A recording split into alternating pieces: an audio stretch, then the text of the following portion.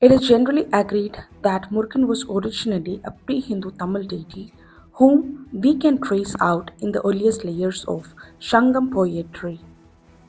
Murugan in early Changam poetry is closely linked with the Kurinchi, the hilly tracts of Tamil country as per the Thinai geographic divisions in Tamil poetry. In this scheme, different deities and concepts are associated with geographical divisions constructed such as the bloodthirsty goddess Koravai with Palai, that is wastelands and arid regions, Murugan, Seyon with Kurinchi, Mayon, Tirumalai with Mullai, that is forested regions, Kadalon with Nathal, that is coast and sea line, Vaintan with Marutam, that is copland and plains. Obviously, this isn't a strict restriction but probably refers to main centers of the cults of these deities. He is described as having close relations with the peoples inhabiting the hills and proceeds over the wild hunt. He is a hunter and later a warrior, one who possesses and loves many beautiful girls. His enemy is the Kurun that malevolently stalks and possesses women of the hills. It is a malicious force that appears to cause terror, poisoning water sources and making the goats die and scatter, possessing and harming the humans, etc. The Kurun is often depicted feminine in nature, but we also have a myth sequence where Murugan fights, overcomes the Kurun in battle, who in this context appears a male demonic entity. He is capable of causing and dispelling Ananka. Ananka means fear and distress, but also an external force causing suffering. Ritual interaction with Murugan is through frenzied dances, that is very artal, done by expert priests who are called Velin. The area of worship and the dance was some form of open field or enclosure approximately arrayed and set for rites and would be considered as a kottam. So kottam means the sacred place. He is associated with redness and called the Seyon, the red one. Of course, his motifs include many kinds of flowers, the elephants and peacock by virtue of them being present in the hills.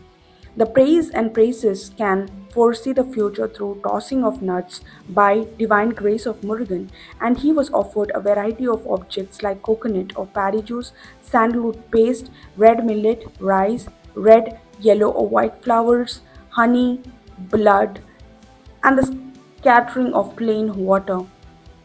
For an idea of how the villain might have worked with this, a poem of Kuruntokai provides interesting details. A young girl falls sick with distress, that is Ananka, from being separated from her secret lover, and her mother, unaware and worried, takes her to the Valen and asks him for a remedy. The Valen is described as a toddy, intoxicated man holding a staff and wearing a garland. He then does a frenzied dance that is very artful to summon Murugan and communicate with him, and then tosses nuts in the air. He then decrees that Murugan is the cause of anguish and advises them to offer rice ritually to Murugan and smear lamb blood on her forehead and then dance a very artal the night. In the Narinai, we see that a praise, that is Kattuvichi, is also consulted just like a male praise. Both the praised and praises was thought to be possessed by the gods they communicated within the Kottam. This Kottam mentioned earlier, other than open fields or enclosures, were also set up in houses and in front of Katampath tree, that is Neola Marxia Kadamba. In case of an enclosure, it had sand, that is manal, spread on it and was decorated with red flowers. In a description of one such ritual taking place in the Kottam, the praise offer an invocation to the hills dances frenziedly accompanied by songs and music. He then elevates a puppet representing the person afflicted with Ananka. A ram, a lamb is sacrificed and its blood is given to Murugan. The Valen holds his staff,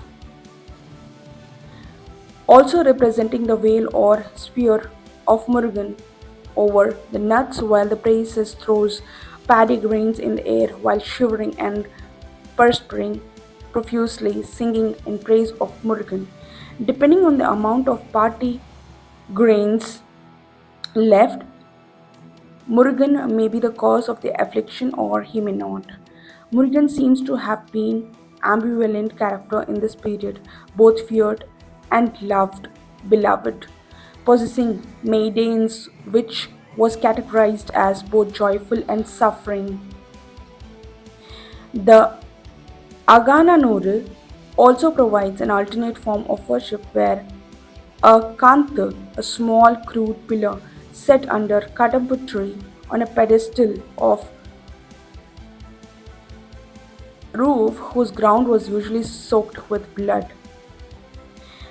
His archaic Murugan himself was associated with the role of chieftain or tribal leader and later the sun. We can sort of observe evolution and changes within the tradition itself. As urbanization increases, we see that Murugan worship is now done in Marutam and Natal, and he is increasingly equated with Mayon and Tirumalai of the Mulai, and his Kurinji traits are generalized too and associated with the kingship of role, giving him a more universal role.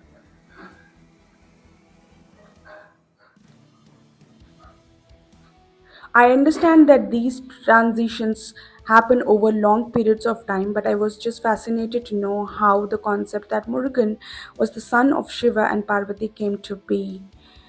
Is there any one person that made the connection? Googling this confused me more as I always believed Murugan Karthikeya and Subramanya Swami were one and the same, but Google suggests otherwise.